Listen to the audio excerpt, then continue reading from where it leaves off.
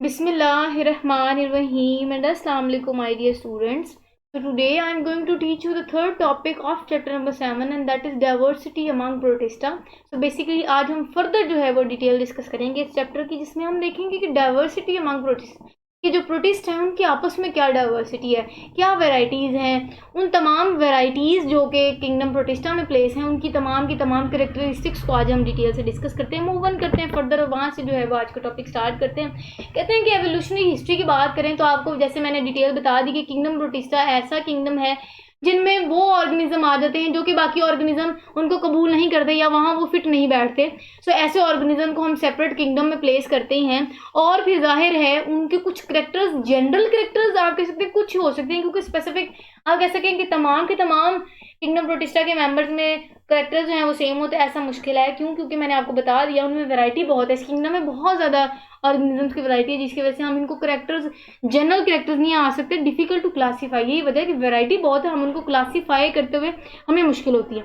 अच्छा जी, फर्दर जो है वो कुछ तो इनकी क्लासिफिकेशन है, वो मैं आपके साथ डिस्कस करती हूँ। Number 1, size and structure.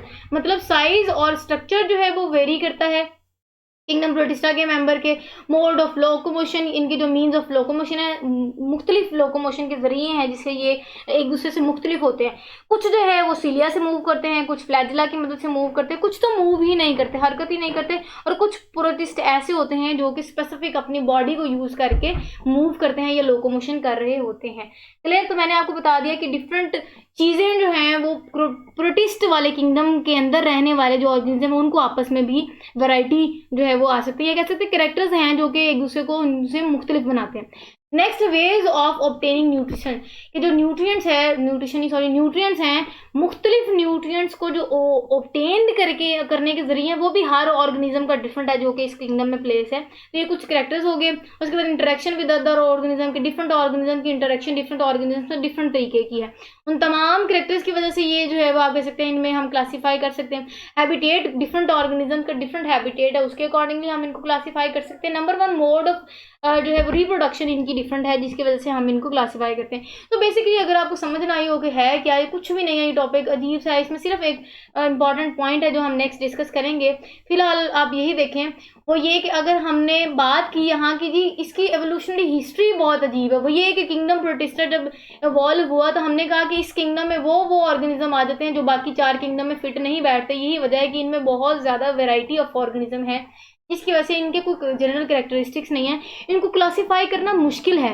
लेकिन कुछ ऐसे आप कह सकते हैं जनरल कैरेक्टर्स हैं जो कि इनको आपस में भी डिफरेंट करते हैं। वो कौन से? कहते हैं कि डिफरेंट, इनका साइज वेरी करते हैं, इनका स्ट्रक्चर डिफरेंट है एक दूसरे से, इनको जो मीन्स ऑफ लोकोमोशन है ये आपस के मेंबर्स में डिफरेंट है, वेज ऑफ ऑब्टेनिंग न्यूट्रिएंट्स, इसी तरह इंटरेक्शन विद ऑर्गेनिजम्स और हैबिटेट, मोड्स ऑफ रिप्रोडक्शन, ये ऐसे कैरेक्टर्स हैं जो इनको आपस में भी डिफरेंट बनाते हैं क्योंकि इनकी आपस में भी डिफरेंट है। ये वजह है कि हमने कहा कि किंगडम प्रोटिस्टा में बहुत ज़्यादा वेराइटी होगी।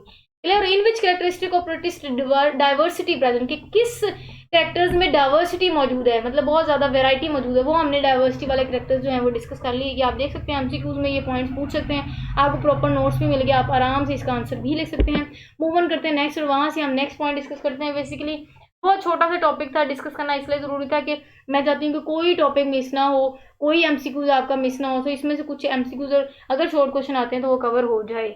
चलें जी, नेक्स्ट देखते हैं हम पॉइंट, और वो ये कहते हैं कि डाइवर्सिटी जो अगर हम बात करें ना तो इस ग्रुप में डिफरेंट, आप कह सकते हैं इस किंगडम में डिफरेंट ग्रुप्स मौजूद होते हैं। किंगडम में डिफरेंट ग्रुप्स हैं जिनको हम प्रोटिस्ट ग्रुप बोलते हैं।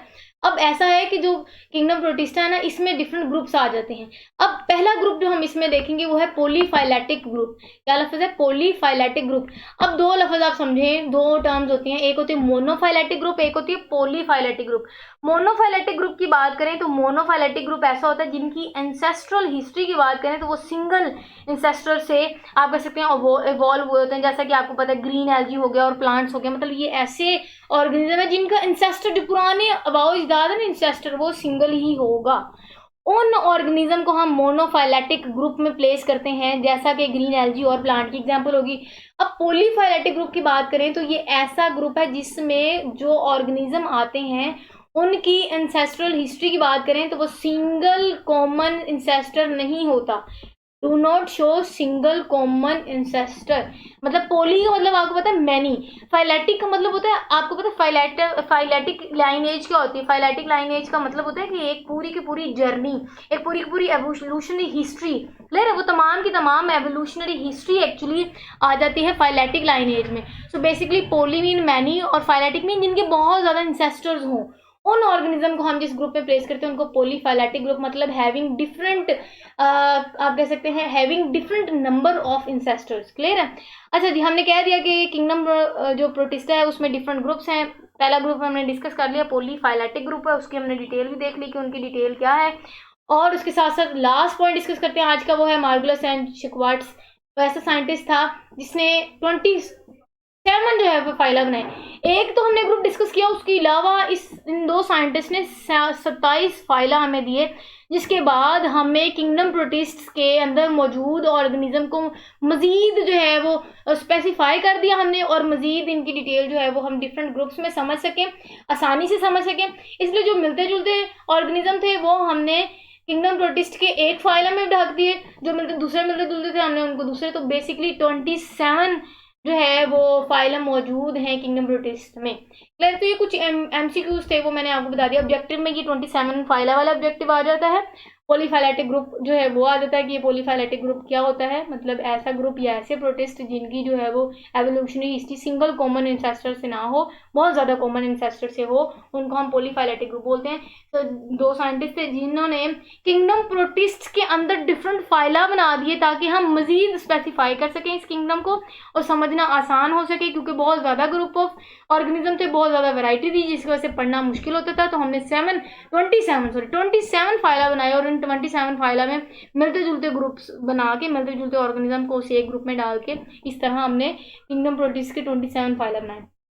चलिए, so this is all about our today's lecture video. वो छोटा सा लेक्चर था, जो कुछ एमसीक्यूज और शॉर्ट क्वेश्चन से इंपॉर्टेंट था, वो मैंने आपको बता दी कौन कौन से। ओके देन, अपना ख्याल रखिएगा, स्टे कनेक्टेड एंड अल्लाह हाफिज़।